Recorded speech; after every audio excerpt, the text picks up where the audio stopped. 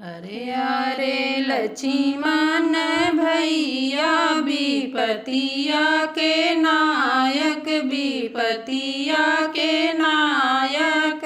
ओ भैया सीता करत बैठाओ, जो बन छोड़ी आओ तो बन छोड़ी आओ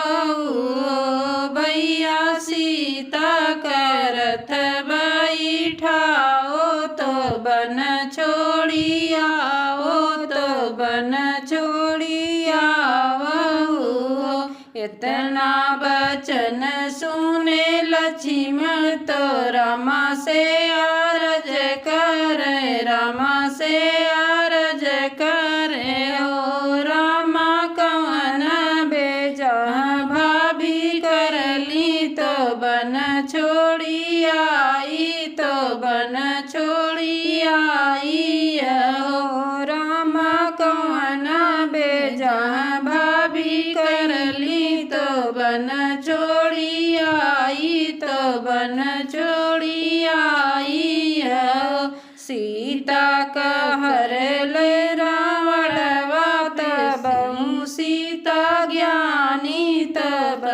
सीता ज्ञानी हो भैया धोबिया जे मार तनवा सीता का नाही रखब, सीता का नाही रखबई हो भैया धोबिया जे मार तनवा सीता का नाही रखब, सीतल नाही रखबई हो। पनवा के नाई सीता पातर कुसुम जैसे सुंदर, कुसुम जैसे सुंदर हो भैया गर्भ के मतली सीतल रानी कहाँ छोड़ी आई, कहाँ छोड़ी आई हो भैया गर्भ से मतली सीतल रानी कहाँ छोड़ी आई, सीतल कहाँ छोड़ी आई हो। लक्ष्मण सीता का लक्ष्मण जगावे तो रथ बैठावे तो रथ बैठाई हो रामा सीता का बन छोड़ी आवे, सीतल बन रोवे, सीतल बन रोई हो लक्ष्मण सीता का बन छोड़ी आवे, सीतल बन रोवे, सीतल बन रोई हो। बना से निकले वाल्मीकि सीता से पूछे तो सीता से पूछई हो सीता के कर हो तू ही देरिया तो के कर पतहिया तो के कर पतहिया हो सीता के करे संग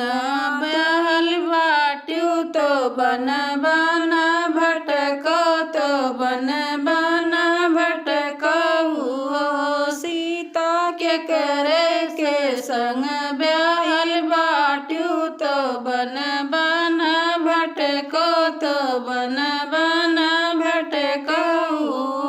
राजा जनक जी के घेरिया तो दशरथ पतोहिया तो दशरथ पतोहिया हो जी रामा के संग ब्याहल तो बन बन भटकी तो बन बन भटकी हो गुरु जी रामा के संग हम ब्याहल तो बन बन भटक्यूं तो बन बन भटक्यूं। अरे अरे लक्ष्मण भैया विपतिया के नायक, विपतिया के नायक हो भैया सीता का रथ बैठाओ जंगल छोड़ी आओ छोड़